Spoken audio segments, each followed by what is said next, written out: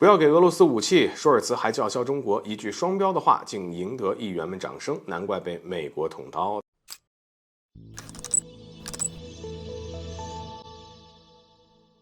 大家好，欢迎来到赵太阳观察室。有声音传出，德国总理舒尔茨近日在联邦议院发表政府声明，声明当中公然喊话中国不要给俄罗斯武器。然而，就这么一句简短的话，却赢得了议员们的热烈掌声。舒尔茨称呢，中国必须要利用其对俄罗斯的影响，让俄罗斯从乌克兰撤军啊。与此同时呢，他还重申了对乌克兰运送武器方面的支持，扬言更多的防空导弹系统以及火炮等装备将在未来的几周内抵达乌克兰，强调德国方面会继续努力为乌克兰提供更多的武器弹药。这么看来呢，德国总理的意思就是包括德国在内的多个国家能给乌克兰提供武器装备，但中国却不能向俄罗斯提供。一时之间呢，让我国人觉得可笑，这是什么逻辑呢？尽管中国自俄乌冲突爆发至今，并没有如西方国家所炒作向俄罗斯提供武器装备，但退一步来说，即便有提供武器的装备，那凭什么德国可以向乌克兰进行援助，而中国却不能帮助俄罗斯？德国总理公然要求中国不要向俄罗斯提供武器装备，那么同样的，德国也不应该向乌克兰提供如此做法未免过于双标。只能说乌克兰武装部队在战场上真的不怎么样，要不然西方国家也不会这么着急了。当然，不难看出德国总理的双标是从美国那儿学来的，或者更确切的说，就是为了美国才叫嚣中国。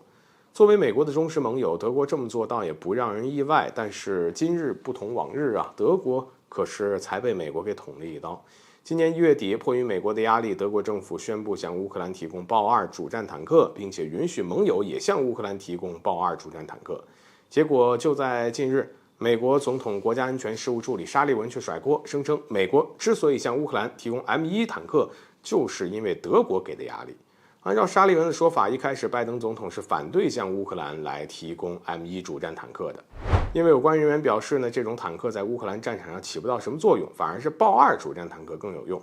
可德国方面却放话，如果美国不向乌克兰提供 M1那德国也不会向乌克兰提供豹2。无奈之下，美国只能答应向乌克兰提供 M1。对此呢，德国就直接懵了呀。德国政府副发言人比希纳第一时间回应说，德国政府没有施压呀，更没有把 M1 主战坦克作为德国提供给乌克兰豹2的条件。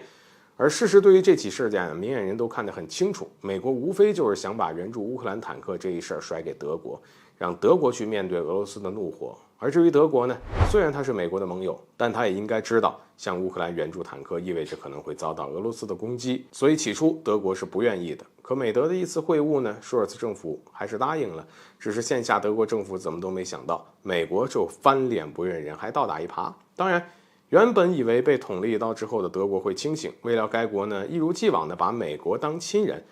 仍然在替美国说话。如今一句中国不要给俄罗斯武器，还得到了议员们的掌声。说起来，就德国这样的国家，难怪会被美国捅刀。